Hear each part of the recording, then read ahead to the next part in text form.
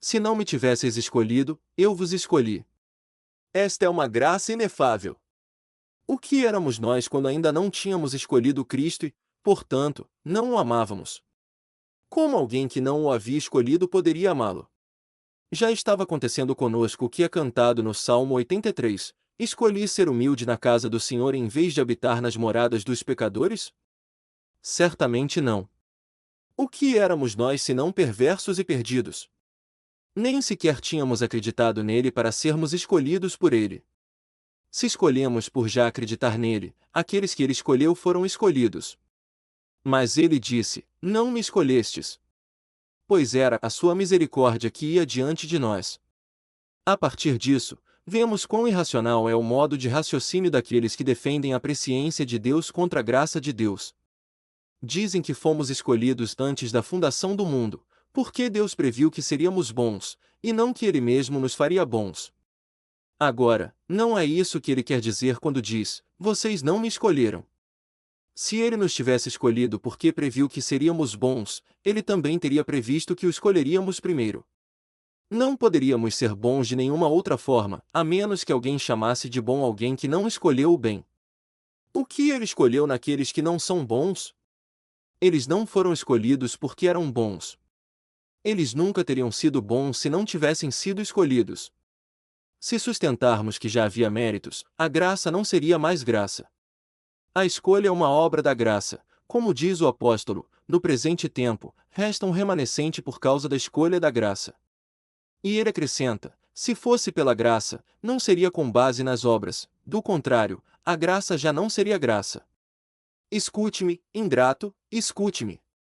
Você não me escolheu, mas eu escolhi você.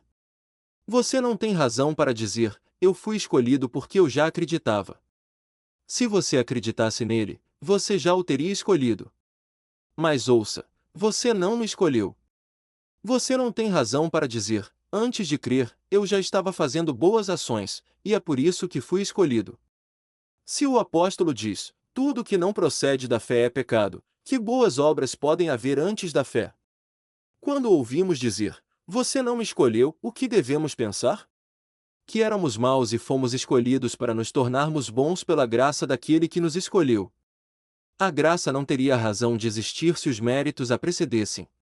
Mas a graça é graça. Ela não encontrou méritos, foi a causa dos méritos. Vejam, queridos amigos, como o Senhor não escolhe o bem, mas escolhe fazer o bem. Eu vos escolhi e vos designei para que vades e deis fruto, e o vosso fruto permaneça. Ele se referiu a este fruto quando disse: sem mim nada podeis fazer. Ele, portanto, nos escolheu e nos designou para que fossemos e dessemos fruto. Não tínhamos fruto que seria a razão da nossa eleição. Para que vades e deis fruto. Nós vamos para dar fruto. Ele é o caminho pelo qual vamos, e onde ele nos colocou para que fossemos. Em tudo ele nos antecipou. E para que o vosso fruto permaneça, para que tudo o que pedirdes ao Pai em meu nome, ele vô-lo conceda. Que o amor, portanto, permaneça. Ele mesmo será o nosso fruto. O amor agora existe no desejo e não em plena abundância, mas através do próprio desejo que nutrimos dentro de nós, tudo o que pedimos em nome do Filho unigênito o Pai nos concederá. Não pensemos que pedimos em nome do Salvador.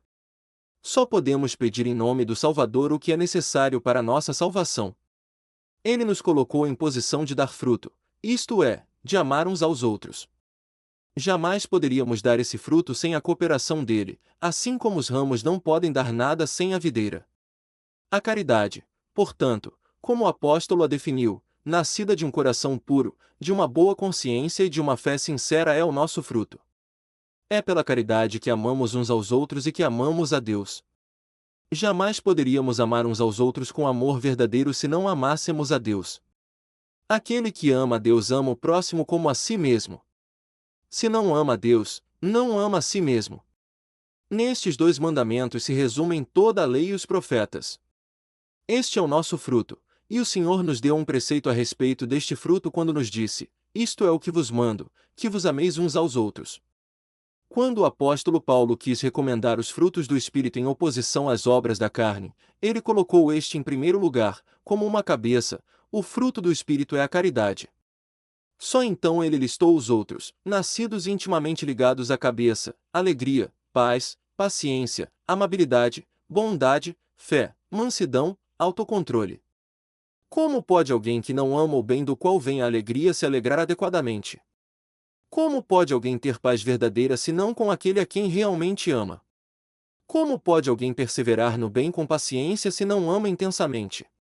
Quem pode ser gentil se não ama intensamente?